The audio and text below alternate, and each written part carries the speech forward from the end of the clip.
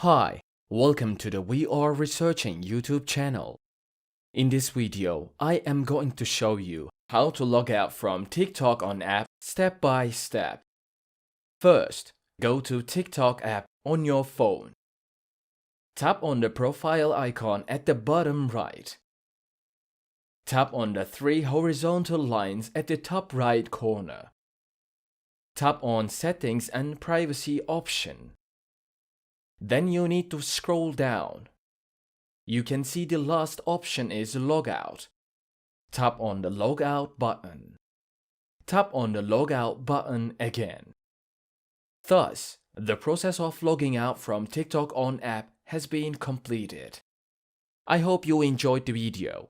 If you want videos like this to come, don't forget to subscribe to our channel, like the video, comment and click the bell for new videos.